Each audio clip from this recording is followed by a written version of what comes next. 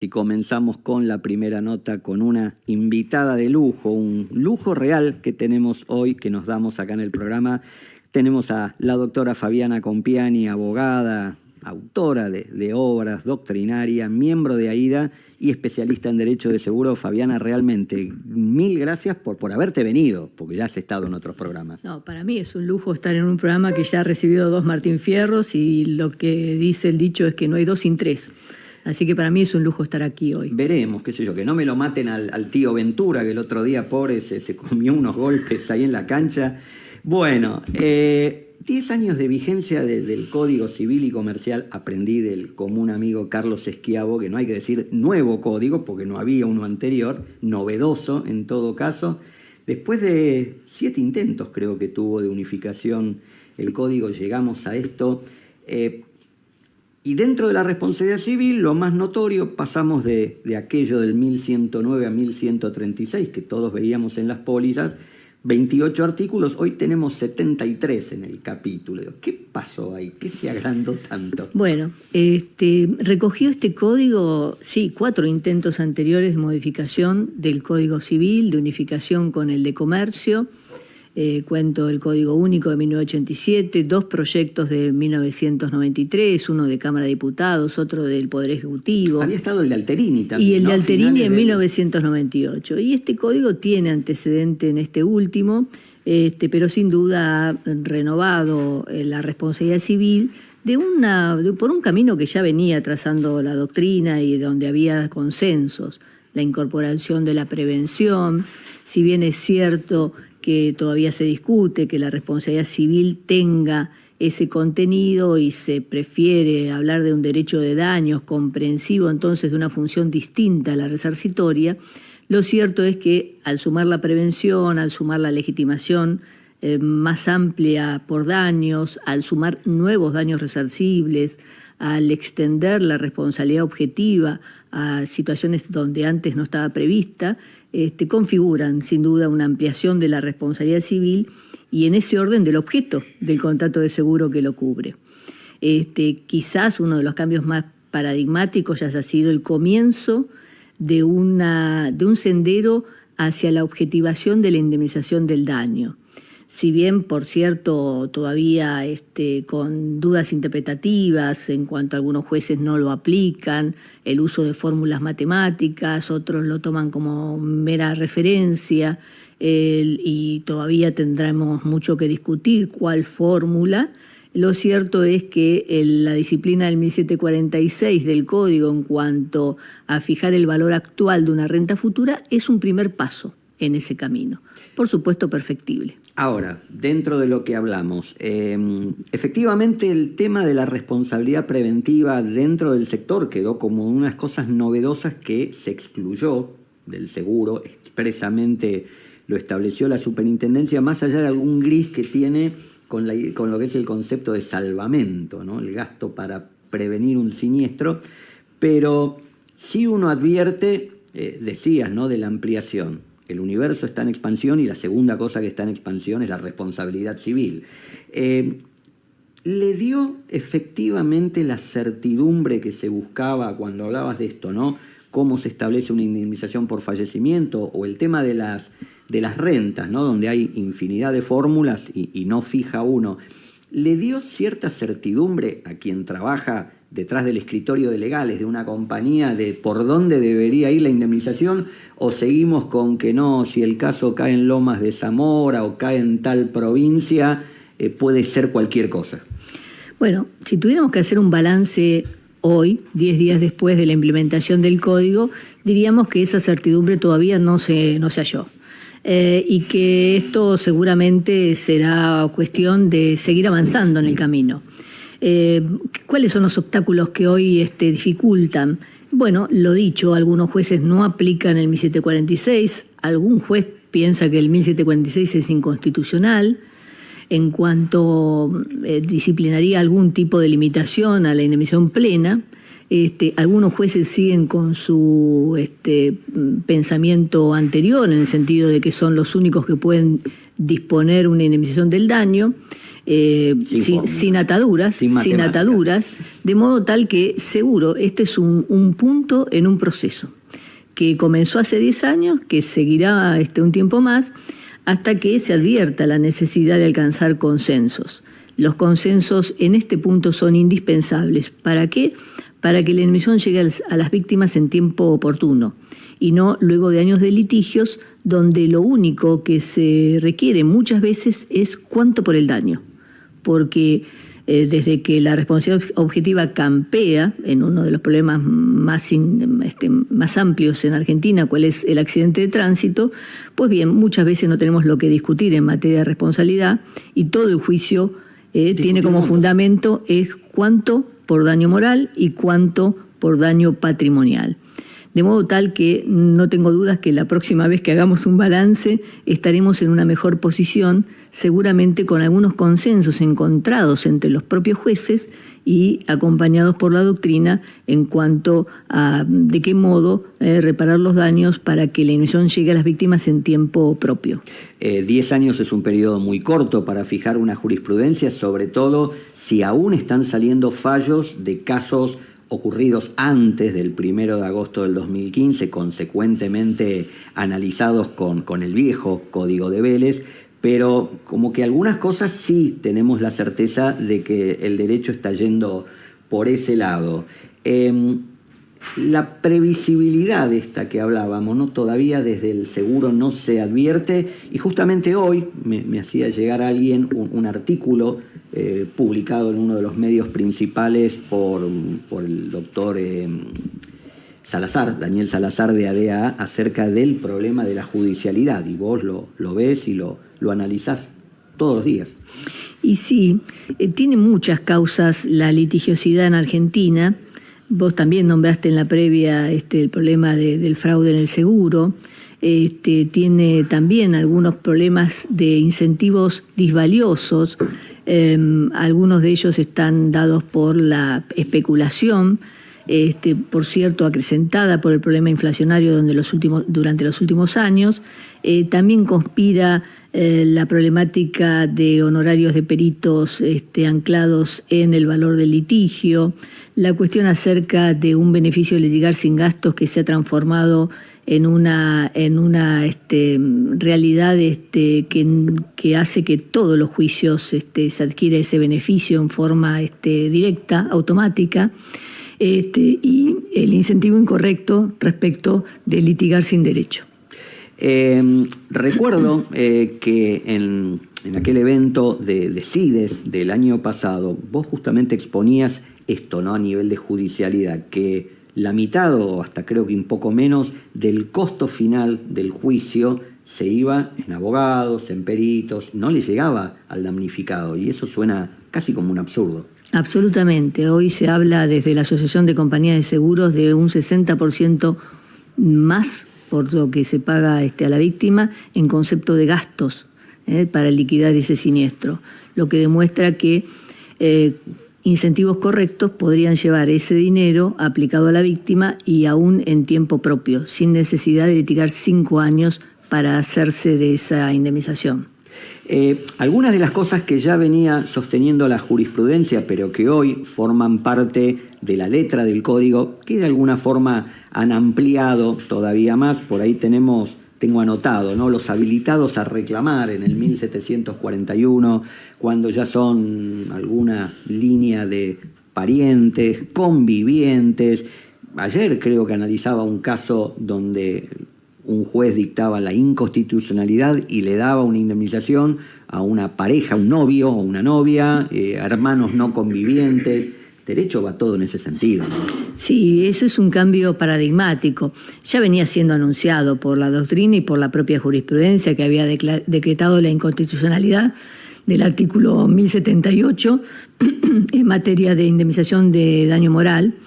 Y la circunstancia de que se abra esa legitimación a los casos donde reclaman, aún en caso de que no haya fallecimiento, los herederos forzosos, los convivientes y aquellos que tienen trato familiar ostensible, ha dado pie para que hoy la legitimación sea mayor.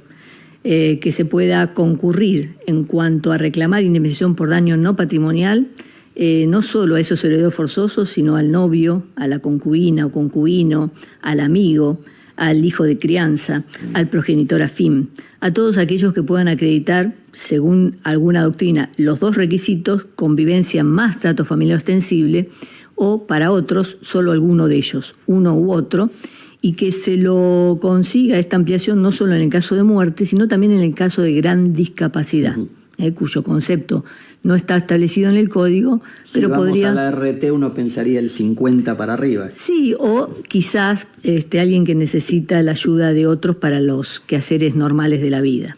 Sí, que uno lo entiende contemplado cuando una persona queda postrada o va a vivir en silla de rueda que cambia, altera el funcionamiento del hogar, cosas como esa. Así es. Otro artículo que de alguna forma consagró una teoría, y ahí me acordaba del Código Alterini porque yo trabajaba en esa época en el tema mala praxis, y cuando empezó a circular la teoría de las cargas probatorias dinámicas, se conoce como inversión de la carga de la prueba, los médicos estaban en pie de guerra. Bueno, hoy lo tenemos en un artículo, pero yo digo, guarda que esto no es solo para profesionales médicos, es para cualquier tipo de profesional, y hasta eventualmente en algún caso se puede plantear respecto del asesoramiento de un productor asesor de seguros, que muestre que él hizo las cosas bien. Sí, has puesto el dedo en la llaga. Partimos de un código de 1987, código único, que invertía la carga de la prueba. Este código no llega a esa circunstancia, pero incorpora en el 1735, en materia de factores de atribución, la facultad judicial para distribuir la carga de la prueba en quien esté en mejores condiciones de conseguirla. Y por supuesto, en el caso de los profesionales, ese carácter de profesional y las circunstancias muchas veces de la práctica médica, en el caso de los médicos, frente a un paciente privado de su razón, en razón de la anestesia, puede convencer al juez de que es el médico quien está en mejor posición para aportar esa prueba. No dejo de advertir que también ha sido un cambio paradigmático en materia de responsabilidad médica el reconocimiento que hace la norma, el 1768, en materia de que también el profesional puede ser responsabilizado objetivamente en casos que tengan obligaciones de resultado, y para el supuesto en que se verifique un daño que provenga del riesgo de la cosa. Justamente hablamos hace poco con el doctor Fabián Vítolo, que le mando un saludo, porque había un caso de una reciente intervención quirúrgica con aparatología, utilizando inteligencia artificial, y justamente la ciencia médica tiene esto, ¿no? El riesgo de las cosas por distintos tipos de aparatos. Obviamente que Nos quedó por hacer el link con el productor, ¿no? Sí, no. Por el debate que se advierte hoy acerca de si el productor se incorpora o no a la cadena de comercialización del seguro que hemos visto en algunos fallos. Y si no fuera así, sí queda atrapado por el 1768, ¿no? Queda atrapado en el carácter de profesional, a pesar de que esta norma habla de profesionales liberales, con título habilitante obviamente universitario, con aprobación por parte de la autoridad pública y matriculación, y con un sistema de control de pares a través de un tribunal de disciplina, un sometimiento a reglas de ética. Cuestiones que en materia de productores de seguros están en disputa, ¿no? Lo cual nos convence acerca de que, habiendo un régimen especial que tutela la actividad del productor, la ley 22.400, esta debería ser el contenido más típico y el primero en cuanto a la aplicación de esa responsabilidad, que asienta claramente en la culpa y carga al productor con un deber de buena fe, con un deber de actuación, de diligencia, que disciplina el artículo 10 de esa ley. Y además, y siempre lo comento en las charlas con colegas sobre responsabilidad profesional, desde hace un tiempo también empezó a utilizarse todo lo que hace al deber de información, que está en el código, en el 1100, deber de informar aquellas cuestiones que puedan ser consideradas especialmente para resaltar. Bueno, ahí también nos han condenado en algún caso.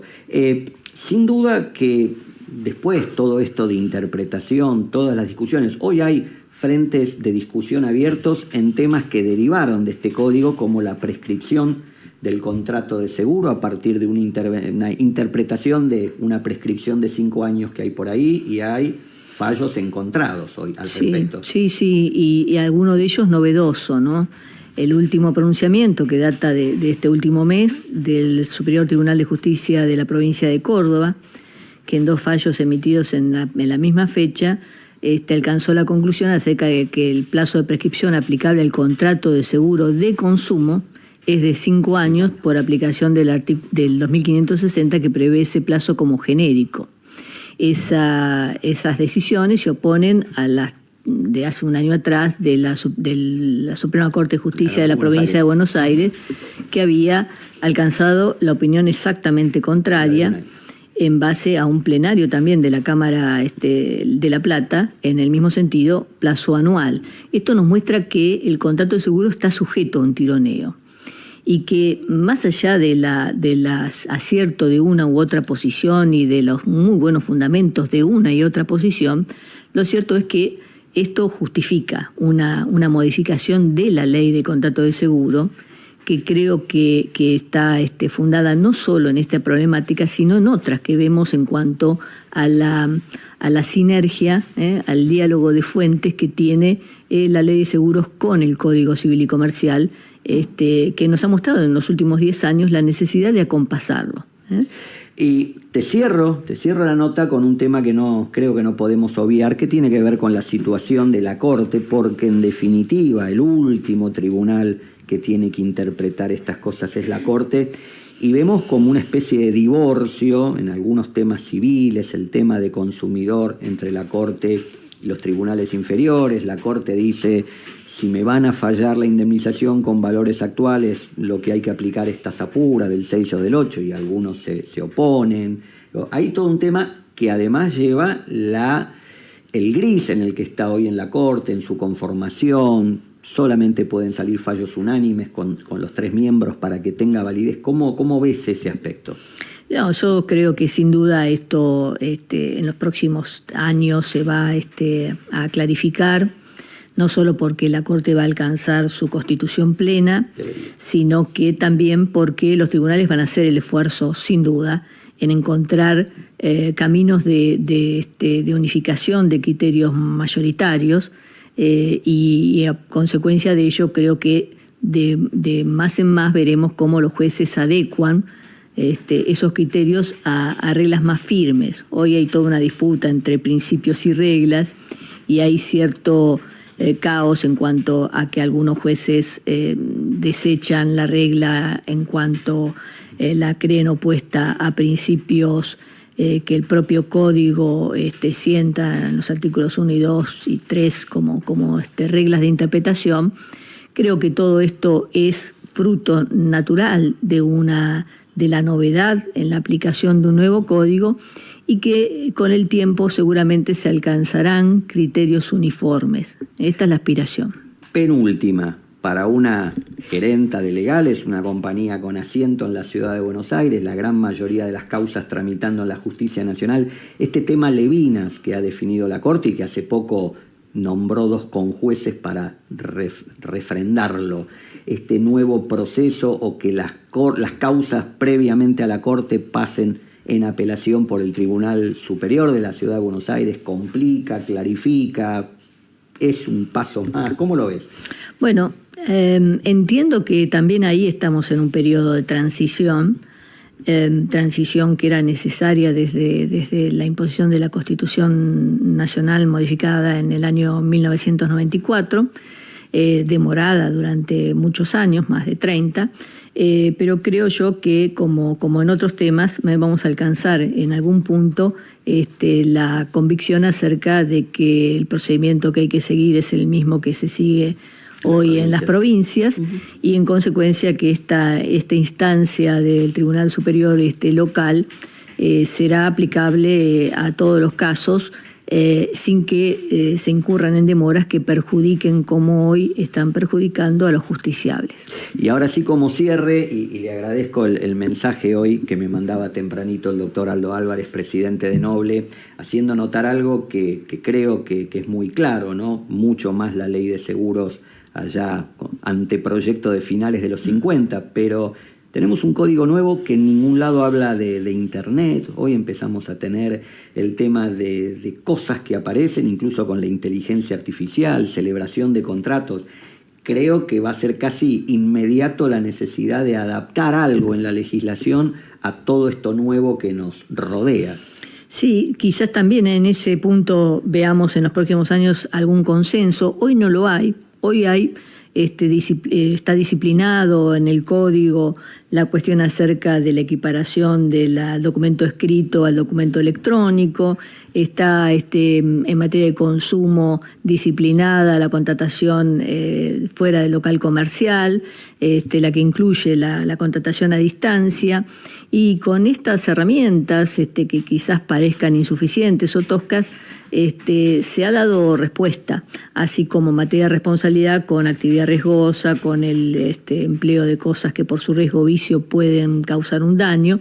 Se ha dado respuesta hasta hoy a estos supuestos. Creo que en el futuro seguramente veremos cómo el desarrollo de la inteligencia artificial requiera alguna normativa específica. Como les dije, iba a ser un lujo enorme no solo tener a la doctora Compiani y los micrófonos, sino tenerla acá. Fabi, muchísimas gracias.